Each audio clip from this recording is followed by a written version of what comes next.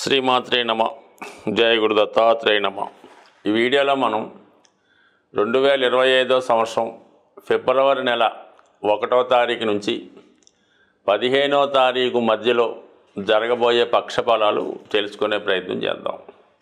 మరి ఈ పక్ష ప్రారంభంలో మేషరాశి వారికి వ్యయస్థానమందు సంచరిస్తున్నటువంటి శుక్ర రాహులు జాతకుడు చాలా పెద్ద మొత్తంలో ఇన్వెస్ట్మెంట్ చేసే అవకాశం ఉన్నది. ఆ నూతన వ్యాపార ప్రారంభం కానీ ఏదైనా పెద్ద అసెట్ కానీ కొనుక్కునే ప్రయత్నం జరుగుతూ ఉంటుంది. ఈ ప్రయత్నంలో మీకు కొంత విదేశ ద్రవ్యం వచ్చే అవకాశం ఉన్నది. అలాగే చాలామందికి ఉపాధి కల్పించే ప్రయత్నం చేస్తారు. కొత్త వ్యాపార ప్రారంభానికి అనుకూలమైనటువంటి సమయం కూడా ఇది మనకి కనబడుతూ ఉంది. అటు ఒక విధంగా చెప్పాలంటే ధనాధిపతి వ్యయస్థానం, అలాగే సప్తమాధిపతి వ్యయస్థానం. అంటే ధనాధిపతి వ్యయస్థానంలో ఉన్నప్పుడు కుటుంబ అవసరాల కొరకు ధనాన్ని వెచ్చిస్తారు. అలాగే కుటుంబ సభ్యులు మీ యొక్క వ్యాపార అభివృద్ధికి లేదా మీరు ఏదైనా పెద్ద వాహనం కానీ గృహం కానీ కొనుక్కునేటప్పుడు వారి యొక్క సహాయ సహకారాలు చాలా వరకు రావడం జరుగుతూ ఉంటుంది.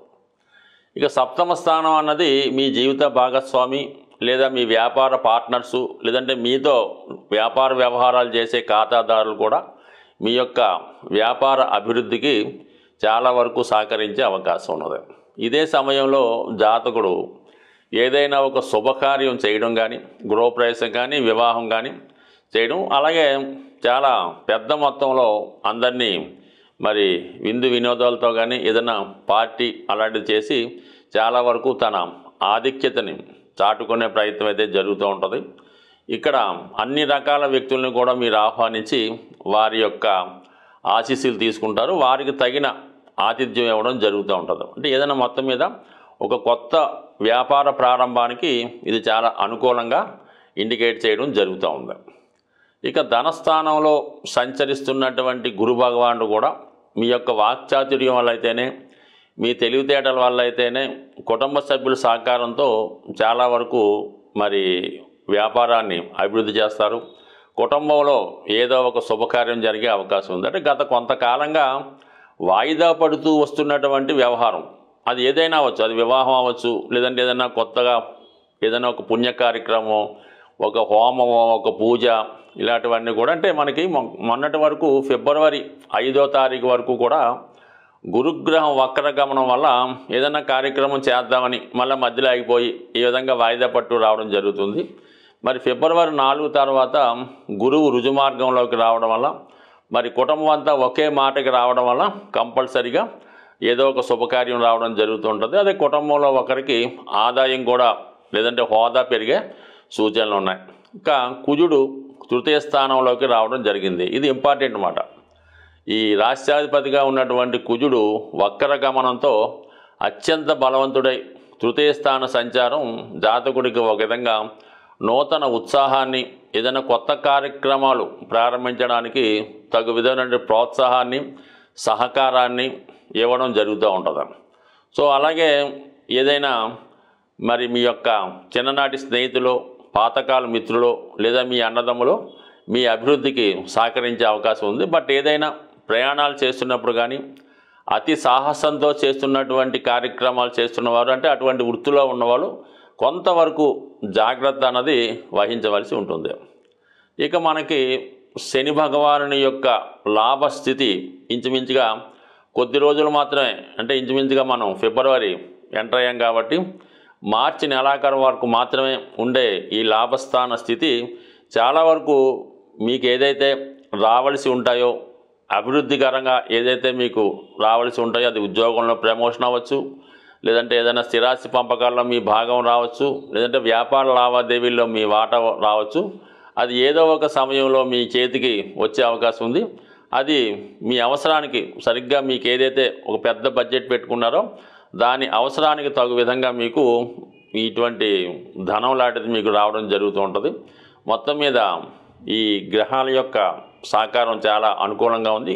ఎస్పెషల్లీ మరి దశమ స్థానంలో రవి దిగ్బలుడై ఉండడం, అలాగే బుధుడు కూడా అక్కడ ఉండడం అది కొంతవరకు అనుకోకుండా వృత్తి వ్యవహారాల్లో మార్పు రావడం కానీ, లేదా పాత వృత్తిని చేపట్టి కొత్త వ్యవహారాలు అదేంటి పాత వ్యవహారాలు వదిలిపెట్టి కొత్త వ్యవహారాలు చేపట్టడానికి ఈ గ్రహస్థితి చాలా వరకు అనుకూలించడం జరుగుతూ ఉంది. అంటే మొత్తం మీద ఈ రాశి వారికి అటు రవి అటు గురువు ఈ రెండు గ్రహాలు గోచారీత్యా బలంగా ఉన్నప్పుడు అటు ప్రభుత్వ సహకారం లభిస్తుంది, అటు దైవజ్ఞులు అవ్వచ్చు, గొప్పవారు అవ్వచ్చు, దైవ బలం కూడా సహకరించే అవకాశం ఉంది. మొత్తం మీద ఈ రెండు గ్రహాలు జాతకుడికి అనుకూలించడం. అయితే గురువు ఈ 15 రోజులతో పాటు మరి కుంభరాశిలోకి ప్రవేశించే రాబోయే ఇంచుమించుగా ఒక 45 డేస్ దాకా కూడా రవి యొక్క అనుగ్రహం చాలా పుష్కలంగా ఉండడం వల్ల జాతకుడు చేపట్టిన కార్యక్రమాలకి అటు ప్రభుత్వ సహకారం, పెద్దల సహకారం సంపూర్ణంగా ఉండే అవకాశం ఉంది. సాధారణంగా జాతకంలో గ్రహాలు పెడుతున్నటువంటి ఇబ్బందుల నుంచి బయటపడాలంటే సూర్య భగవానుణ్ణి ఆరాధించవలసి ఉంటుంది. అంటే ప్రతినిత్యం సూర్య నమస్కారం చేసుకోవడం, అలాగే ఆదిత్య హృదయం లాంటివి చదువుకోవడం కామన్గా చేస్తున్నప్పుడు కూడా చాలామందికి ఇవి కుదరనప్పుడు సూర్యునికి సంబంధించినటువంటి అత్యంత విశేషమైనటువంటి రోజు రథసప్తమి.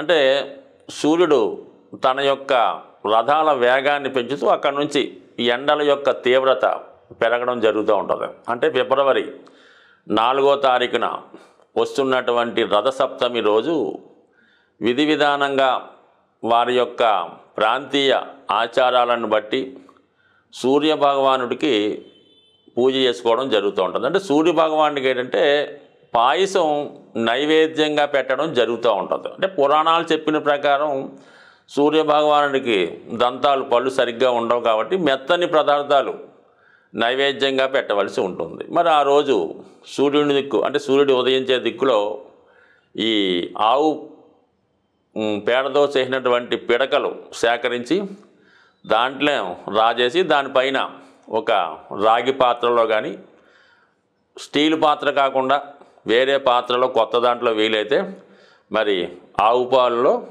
మరి కొత్త బియ్యం పోసి పాయసం అక్కడ తయారు చేసి ఆ పాయసాన్ని మనకి సూర్యభగవానుడికి నైవేద్యంగా పెట్టడం. దాని తర్వాత అదే సీజన్లో ఉన్నటువంటి కొంతమంది ఈ చిక్కుడుకాయలు అలాగే రేగుపళ్ళుతో రథం అది తయారు చేస్తుంటారు, కానీ అది వాళ్ళ యొక్క దీన్ని బట్టి చేసుకోవచ్చు.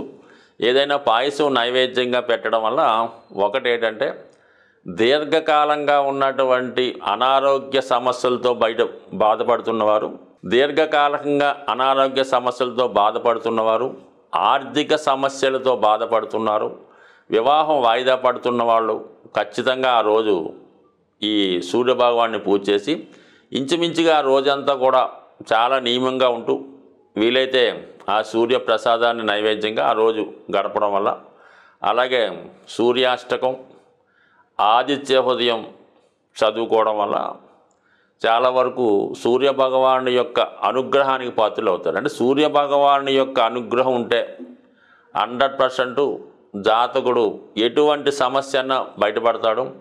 కేవలం మీ యొక్క రుణాలు తీరాలంటే ధనం ఇచ్చే ఏకైక గ్రహం సూర్యభగవానుడు.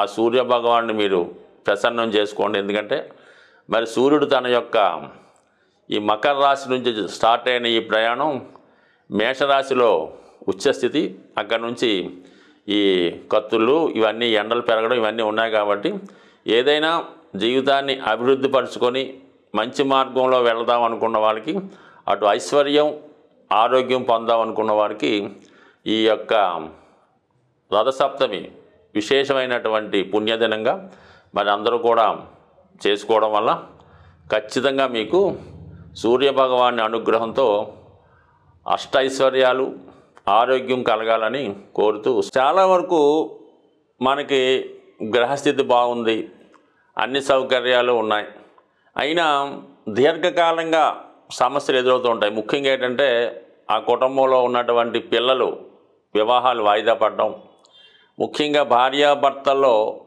భార్యకి హెల్త్ ప్రాబ్లమ్సు, భర్తకి యజమానికి ఏదైనా బలహీనతలు అంటే ఏదైనా పేకాట, తాగుడు, వ్యసనం, జోదం లాంటివి ఉండడం జరుగుతూ ఉంటాయి. ఇవి సాధారణంగా ఈ గృహాలు సరిగ్గా వాస్తు లేకపోవడం వల్ల ఇటువంటి సమస్యలు ఎదురవడం జరుగుతూ ఉంటుంది. అంటే ఒక కుటుంబంలో భార్యాభర్తల మధ్య, తండ్రికి కొడుకులకి మధ్య విభేదాలకి వాస్తు కారణం అవుతూ ఉంటుంది.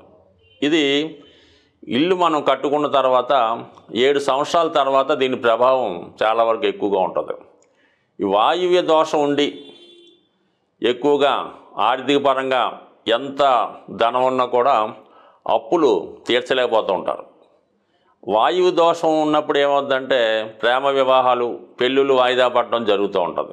దానికి నైరుతి కూడా వాస్తు దోషం ఉన్నప్పుడు ప్రభుత్వ అధికారుల నుంచి income tax rights, ED rights జరుగుతూ ఉంటాయన్నమాట. అలాగే సడన్గా ప్రమాదాలు, వాహన ప్రమాదాలు కూడా జరుగుతూ ఉంటాయి.